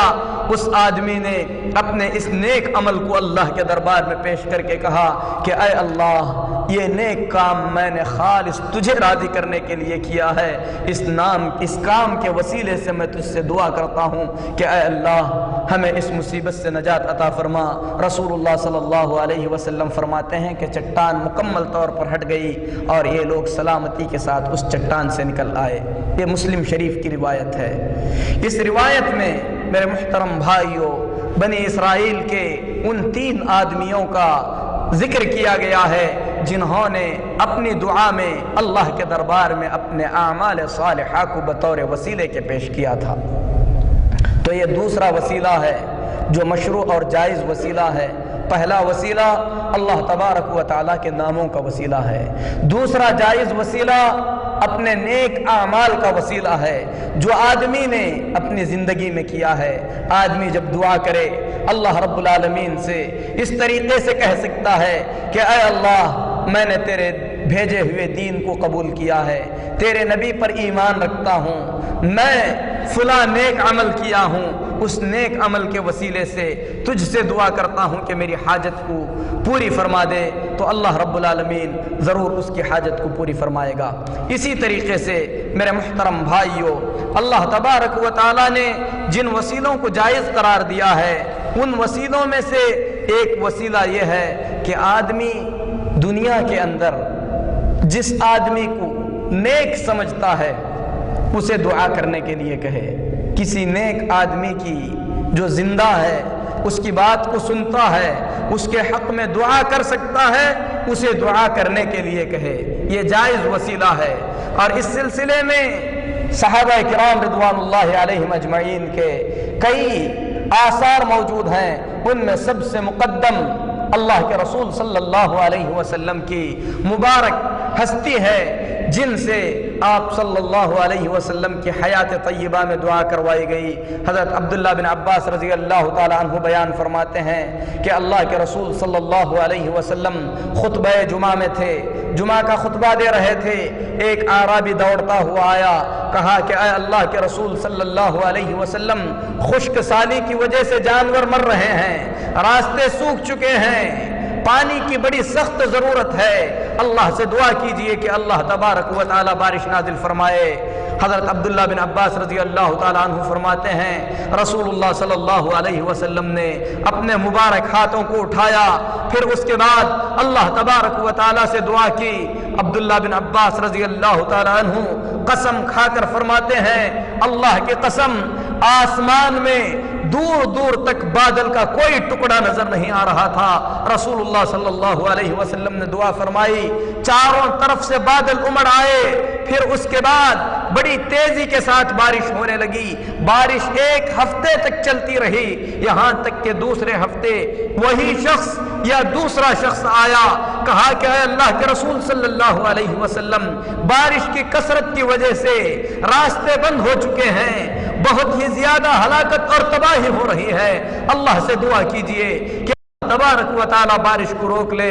رسول اللہ صلی اللہ علیہ وسلم نے اپنے دست مبارک کو اٹھایا، فرمایا اللہم حوالینا لا علینا، اے اللہ ہمارے اطراف و اکناف وادیوں پر، پہاڑیوں پر بارش نازل فرمانا۔ حضرت عبداللہ بن عباس رضی اللہ تعالیٰ عنہ فرماتے ہیں کہ مدینے کے اطراف بادل چھٹ گئے، مدینے کے اندر سورج کی روشنی نظر آنے لگی، لیکن چاروں طرف بادل اسی طریقے سے تھے اور برس رہے تھے۔ تو یہ رسول اللہ صلی اللہ علیہ وسلم کی مبارک زندگی میں آپ سے دعا کروائی گئی، آپ صلی اللہ علیہ وسلم کی دعا سے اللہ تبارک و تعالیٰ نے بارش نازل فرمایا۔ اسی طریقے سے میرے محترم بھائیوں، رسول اللہ صلی اللہ علیہ وسلم کی وفات طیبہ کے بعد مدینے میں پھر ایک مرتبہ قحط پڑ گیا۔ حضرت عمر بن خطاب رضی اللہ تعالیٰ عنہ کا عہد خلافت تھا۔ حضرت عمر رضی اللہ تعالیٰ عنہ نے حضرت عباس رضی اللہ تعالیٰ عنہ کو بلایا، پھر اس کے بعد کہا کہ اے عباس، دعا کیجئے کہ اللہ تبارک و تعالی بارش نازل فرمائے۔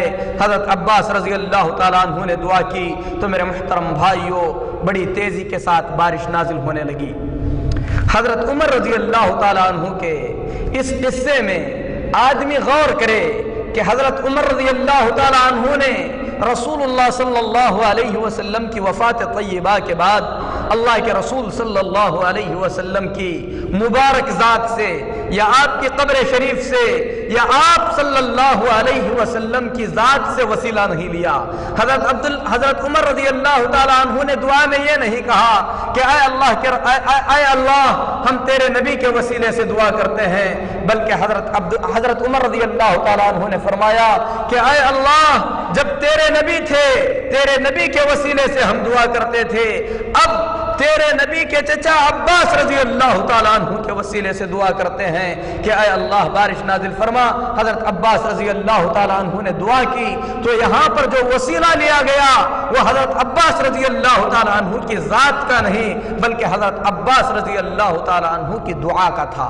اسی طریقے سے امیر معاویہ رضی اللہ تعالیٰ عنہ کے زمانے میں قحط پڑا، حضرت امیر معاویہ رضی اللہ تعالیٰ عنہ نے یزید الجرشی کو کہا قم یا بکا، اے رو رو کر دعا کرنے والے اٹھو، اللہ رب العالمین سے دعا کرو کہ اللہ بارش نازل فرمائے۔ یزید الجرشی رحمت اللہ علیہ نے دعا کی۔ میرے محترم بھائیوں بڑی کثرت سے بارش نازل ہوئی۔ صحابہ کرام رضوان اللہ علیہم اجمعین کی زندگی میں اس طریقے سے نیک لوگوں کی دعا سے ان کی زندگی میں دعا کرانا یہ بڑی کثرت سے ثابت ہے۔ اس سلسلے میں اللہ کے رسول صلی اللہ علیہ وسلم کی ایک حدیث بھی ہے لیکن حدیث صحیح نہیں ہے کہ حضرت عمر رضی اللہ تعالیٰ عنہ سفر پہ جا رہے تھے، اللہ کے رسول صلی اللہ علیہ وسلم نے حضرت عمر رضی اللہ تعالیٰ عنہ کو الوداع کرتے ہوئے فرمایا لا تنسنا فی دعائک یا اخی، اے میرے چھوٹے بھائی اپنی نیک دعاؤں میں ہمیں نہ بھولنا۔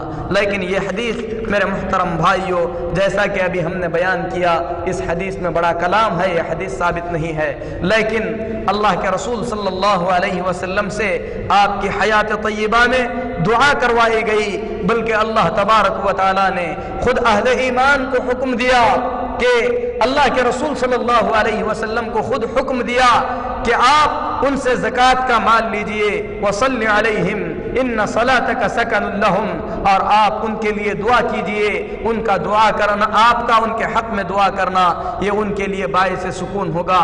اسی طریقے سے اللہ تبارک و تعالیٰ نے منافقین کے سلسلے میں جنہوں نے غزوے سے دور رہ کر اللہ کے رسول صلی اللہ علیہ وسلم کی نافرمانی کی، اللہ رب العالمین نے فرمایا وَلَوْ أَنَّهُمْ إِذْ ظَلَمُوا أَنفُسَهُمْ ثُمَّ جَاءُوكَ فَاسْتَغْفَرُوا اللَّهَ وَاسْتَغْفَرَ لَهُمُ الرَّسُولُ لَوَجَدُوا اللَّهَ تَوَّابًا رَحِيمًا۔ ان لوگوں نے اپنے نفسوں پر ظلم کرنے کے بعد اگر اللہ سے اپنے گناہوں کی معافی مانگی ہوتی اور رسول اللہ صلی اللہ علیہ وسلم سے استغفار کرنے کے لیے کہا ہوتا تو اللہ تبارک و تعالی ان کے گناہوں کو ضرور معاف کر دیتا۔